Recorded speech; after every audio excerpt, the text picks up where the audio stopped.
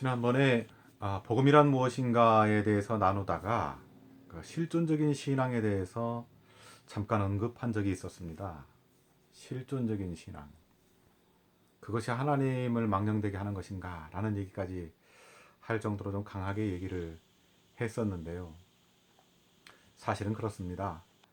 우리가 실존적으로 신앙을 갖는다라는 것. 다시 말해서 성서를 각자 자기가 처한 상황에 따라서 해석을 한다라는 그 내용. 그 부분이 바로 율법에 해당되는 것이라고 말할 수 있습니다. 그게 무슨 말이냐? 자기 자신이 신앙이라고 하는 어떤 영역, 테두리, 어떤 규정을 갖게 되는 거죠. 그래서 그 규정이 나의 규정이 다르고 내 이웃들의 규정이 다 다른 것입니다. 그것을 우리가 살아가는 이 사회에서는 각자 서로의 신앙을 인정해 주는 것으로 우리의 태도를 정해야 되는 것이지만, 궁극적으로 이것이 복음이냐 율법이냐라고 하는 그런 첨예한 문제에 있어서는 그것은 사실 복음이 아닌 것입니다. 이게 무슨 말이냐? 복음이라는 말은, 그러니까 복음이라는 것을 우리 인간들이 만들어낼 수 없다라는 거에 그 답이 있습니다. 우리들이 하는 모든 것에는 복음이 있지를 않아요. 우리들은 항상 율법만을 지어내고 율법만을 살아갑니다. 그렇기 때문에 우리가 복음이 참으로 소중한 것이 되는 것이죠. 호모사피엔스들은 가장 큰 특징이 이성을 가지고 합리적인 사고를 하기 때문에 어떤 것들이든지 다 구분을 해냅니다. 이름을 짓고요. 그리고 그것에 질서를 부여하고, 그리고 그것을 의사소통할 때에 서로가 서로에게 의사전달을 할 때에 약속 체계들을 만들어 놓고 그걸 전달을 하죠. 그런 것들이 바로 율법이라는 것입니다. 그러니까 율법이라는 것이 단순히 기독교에 국한되고, 또 기독교 내에서도 구약만을 언급하고, 구약 중에서도 모세오경만을 언급하고, 또 모세오경 중에서도 또 어떤 특정한 레위기를 중심으로 한 그런 법조문에 해당되는 그런 것만을 규정한다라는 생각에서 우리가 벗어나야만 이 부분을 제대로 알 수 있다라고 봅니다. 그러니까 율법이라고 하는 것은 이성적이고 합리적이고 질서정연한 것이고 뭘 규정해 놓은 것이고 약속 체계이고 이런 거예요. 복음이라는 것은 그렇지 않은 것입니다. 복음이 뭐다라고 솔직히 말을 하는 순간 그거는 이미 규정이 되어버리기 때문에 복음의 특성, 복음의 성질을 벗어나는 것이죠. 그래서 제가 지난번에 복음이라는 것을 설명할 때에 유앙겔리온이라는 말을 쓰면서 앙겔로스, 다시 말해서 앙겔리온, 소식이 없는 무소식이다라고 말을 그렇게 강조를 했던 겁니다. 사람들이 어떤 것을 인식하는 순간, 그것에 이름을 붙이는 순간, 그것을 다른 사람들과 의사소통을 하기 위해서 약속 체계로 뭔가를 정의 내리고 질서 있게 정리하는 순간, 이미 그것은 어떤 특정한 하나의 것으로 규정되어 버리고 만다는 거죠. 실존적인 신앙에 있어서도 각자의 하나님, 각자의 예수님, 각자의 어떤 무엇들을 자기의 실존적인 상황 하에서 정리해내는 것은 사실상 율법적인 것입니다. 그러므로 그거는 다른 사람들과 도무지 소통할 수 있는 길을 모색할 수가 없게 되는 거예요. 왜냐하면 각자가 나름대로 규정을 하고 있기 때문인 것입니다. 그러면 각자가 하지 않고 그것을 어떤 공동체가 약속에 의해서 규정을 해놓으면 그게 복음이 되는 걸까요? 절대 그렇지 않습니다. 더 중요한 거는 그게 숫자가 적으냐 많으냐의 문제가 아니라 개인이냐 집단이냐의 문제가 아니라 그것을 규정했느냐 안 했느냐라고 하는 것입니다. 우리가 서로가 서로에게 전달할 수 있는 내용이라고 한다면 이미 그것은 복음이 아닌 것입니다. 그래서 말씀에 이런 말씀이 있는 거예요. 지혜로운 자들을 부끄럽게 하고 어리석은 자들에게 이것을 준다라고 하는 그 내용이 바로 거기에 있는 것입니다. 지혜로운 자들은 이름을 붙이고요, 규정을 하고요, 법칙을 만들고요, 사람들에게 그것을 공포해서 하나의 약속 체계로서 뭔가를 만들어냅니다. 그러나 어리석은 자들은 그럴 능력이 없기 때문에 그러지 못하는 거죠. 그러니까 비유적으로 어리석은 자를 썼다라는 얘기는 이 복음이라는 것은 도무지 규정할 수 없는 것인 거예요. 그래서 현실적으로는 실존적으로 그것을 자기 것으로 자기가 그냥 받아들이는 것뿐입니다. 그러나 그런 것마저도 사실상 자기 안에서의 규정이기 때문에 그것도 복음과는 거리가 있는 것입니다. 이토록 인간들이 하는 모든 행위, 그것이 다시 말해서 문화인 것처럼 문화와 동의어가 복음과 다른 율법이기 때문에 결코 인간들이 복음을 만들어낼 수 없다라는 결론에 도달하게 되는 것이죠. 그렇다고 성경에 있는 말씀들을 우리가 그대로 해석해가지고 그것을 몸소 실천한다고 해가지고 그것이 복음적인 삶을 사는 거라고 말할 수 있을까요? 아닙니다. 그것을 그렇게 살아내는 순간 또 문제가 되는 것이에요. 이것은 우리가 어찌할 수 없는 것입니다. 그래서 사도 바울이 그런 부분 때문에 오호라 나는 곤고한 사람이로다 라는 그런 탄식을 했던 것입니다. 이것은 어떤 사람이 수양을 많이 해서 실력을 갈고 닦아서 완성된 인격체가 되었다고 이 문제가 해결되는 문제가 결단코 아니라는 말입니다. 혹자들은 이렇게 얘기를 하죠. 사도 바울이 로마서 7장에서 그런 탄식을 하고 있는 것은 너무 이상하다. 성경의 다이아몬드에 해당되는 그 로마서를 쓰고 있는 그 바울의 입을 통해서 어떻게 그런 말이 나올 수 있는가. 그러면서 많은 해석들을 하죠. 그거는 과거의 바울의 과거의 실력이 없었던 시대의 그 바울에 대한 얘기였을 것이다. 또는 뭐 바울이 뭐 누구를 대신 인용해 가지고 그런 얘기를 하고 있을 것이다. 뭐 다양한 얘기들을 합니다. 그러나 그건 분명히 바울이 한 얘기죠. 그리고 바울의 지금 그 현실을 얘기하고 있는 겁니다. 그와 같이 우리 모든 인생들은 다 그렇게 할 수밖에 없는 것이에요. 우리가 어찌 완성될 수 있습니까? 단지 완성이라고 하는 개념은 우리를 격려하기 위해서 하나님께서 우리에게 주신 선물인 바, 우리가 서로가 서로를 격려하기 위해서 그 말을 사용할 수는 있을지라도 원리적으로 우리가 완전한 존재가 될 수는 없는 것이죠. 자, 그렇다고 해서 우리가 의존적인 존재가 되어야 된다라는 것이 여기서 등장하는 것이 옳을까요? 우리가 흔히 어린아이를 비유하면서 어린아이와 같이 되지 않고는 천국에 들어갈 수 없다 라는 얘기를 하고 있습니다. 그래서 어린이날만 되면 모든 설교의 내용이 어린아이처럼 순수하라라거나 어린아이처럼 철저히 하나님께 의존적인 존재가 되어라.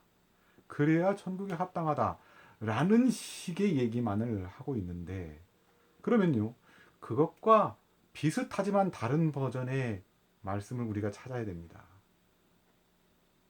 어린아이와 같지 않고는 이라는 말도 있지만 어린아이를 영접지 않고는 이라는 말도 있다는 겁니다. 이 말은 무엇일까요, 그러면? 어린아이를 영접지 않고. 자, 여러분, 어린아이를 한번 영접해 보세요. 여러분들의 주인으로 한번 모셔보세요, 어린아이를. 어떻습니까? 할만하시겠습니까? 요즘 어린아이들 감당하시겠습니까? 어린아이를 주인으로 모셔야 된다라고 그래요. 다른 버전은 자기가 어린아이와 같이 되는 거지만 또 다른 버전에서는 어린아이를 영접해야 된다는 거예요. 현실적으로도 그 어린아이가 나의 자녀고 그것도 진짜 내가 애지중지하는 사랑하는 자녀라고 그러면 감당할 만한 정도가 아니라 그거는 그야말로 눈에 넣어도 아프지 않은 것이겠으나 남의 아이이거나 내가 사랑하지 않는 어떤 아이라고 한다면 그 어린아이의 말썽과 그 어린아이의 이 철부지없음을 어떻게 감당한단 말입니까? 그러면 또 그런 어린아이, 철부지 어린아이를 감당할 수 있는 인격 도야가 된 사람이어야 천국에 합당하다? 이걸로 갈 겁니까?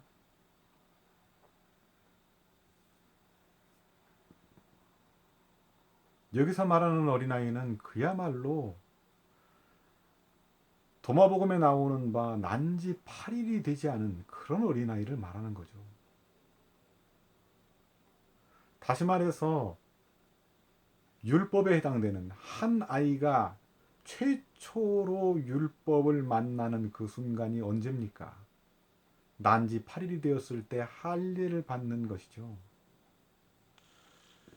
그러니까 7일 갓난 아이라는 말이 도마복음에 있어요. 아직 8일이 안 된 거예요. 그 어린아이는 율법과 관계가 없는 거예요. 다시 말해서 복음 안에 있는 거라는 거죠. 규정이 아직 되지 않은 거예요. 그가 그 사회의 일원으로서 인정받지 않은 거예요. 자, 우리는 인정받지 못했다라고 하면 벌써 부정적인 개념을 갖게 되고 인정받지 못했다 그러면 형편없는 것으로 간주하는데 인정받지 않으니 오히려 복음이다라고 얘기하는 거예요. 놀라운 메시지인 것입니다. 여러분 인정받고 싶으십니까? 이 사회에 쓸모 있는 인간으로 발견되고 싶으십니까? 복음은 그것과 관계가 없는 것입니다. 똑같이요. 하나님이 여러분을 대하는 그 태도가 여러분이 쓸모 있어서입니까? 여러분은 똑같이 다른 사람을 대하는 이유가 그 사람이 여러분에게 쓸모가 있기 때문입니까? 아무런 이해관계가 없고 아무런 쓸모가 없을 때 그를 위하여 온 천하보다 귀한 자기의 목숨을 내어주는 것, 이것보다 더 큰 사랑이 없다라고 하는 것이 예수님의 메시지잖아요. 친구를 위하여 자기 목숨을 버리면 이거보다 더 큰 사랑이 없다라고 하는 게 예수님의 메시지잖아요. 사도 바울은 사람들과의 관계를 가족이 되는 관계로 늘 이야기하기를 좋아합니다. 가족이 되는 관계의 세 가지 방법이 무엇입니까? 그것은 혼인을 통하여 가족이 되고 그 혼인을 통하여 가족이 된 부부가 출산을 통하여 낳은 자녀가 또 가족이 됩니다. 그러나 하나님께서 자녀를 허락하시지 않으셔서 자녀가 없는 사람들이 자녀를 얻기 위해서 무슨 방법을 취합니까? 입양이라고 하는 제도를 통해서 자기의 자녀를 갖게 되는 거죠. 이 세 가지 방법이 아니면 이 사회에서 가족이 되는 방법은 없습니다. 그런데 그것이 율법이라는 거예요. 그것이 율법인 거예요. 심지어 출산마저도 율법인 것입니다. 그건 왜 그러느냐? 마땅히 부모와 자녀의 관계가 정해져 있기 때문에 그런 거예요. 부모가 자녀를 부모답지 못하게 대우하면 이 세상 사람들, 모든 사람들이 바라보는 시선이 어떻습니까? 천륜을 어긴 거죠. 천륜을 어긴 거. 가족관계라는 것은 그런 거예요. 그래서 그거를 잘하면 본전이고 잘못하면 천인공노할 사람으로 낙인이 찍히게 되는 것입니다. 그런데 친구라는 관계는 어떤 관계입니까?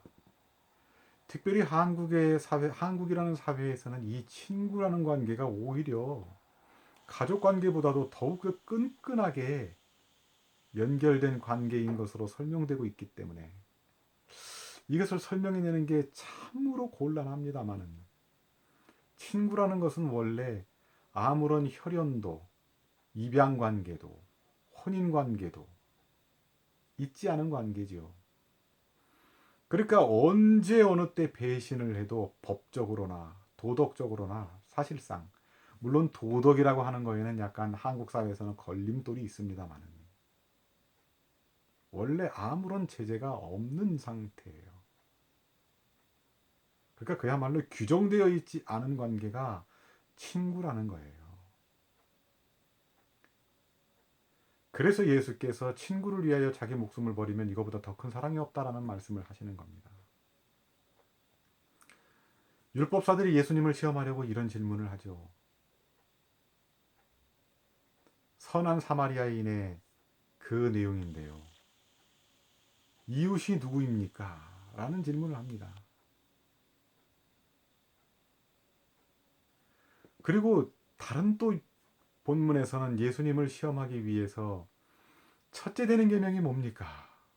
이런 얘기를 질문하기도 해요. 예수께서 대답을 하시죠. 주 너의 하나님을 사랑하고 네 이웃을 내 몸과 같이 사랑하라. 이렇게 말씀을 하십니다. 그러니까 모두 다 만족을 하면서 더 이상 시비를 걸지를 않습니다. 이걸 보면서 우리는 뭐 예수님의 지혜를 깨닫는다고요? 고작 그 정도의 지혜를 깨달은 게 예수님이고 그 예수님을 믿는 것이 복음이라고 그러면 얼마나 수준이 떨어집니까? 그런 얘기가 아닙니다. 주 너의 하나님을 사랑하라 라는 얘기는 예수님께서 새롭게 만드신 새 계명도 아니고 아무것도 아닙니다. 그것은 구약의 신명기에 이미 하나님을 사랑하라 라는 그 대목에 있는 것입니다. 그리고 민수기에는 이웃을 사랑하라 라는 계명이 그대로 나오고 있어요. 거기서 말하는 이웃이라고 하는 개념이 어떤 겁니까? 그것은 전쟁에 나갈 수 있는 튼튼한 남성들만을 얘기하는 겁니다. 그게 이웃의 개념이에요. 그래서 그 이웃은 그야말로 잘 대우해줘야 될 가치가 있고 대신 희생해줄 만한 가치가 있는 사람이에요. 원래 그런 겁니다. 예수님은 근데 그 이웃에 대한 얘기를 하지 않고 친구에 대한 얘기를 하는 거예요.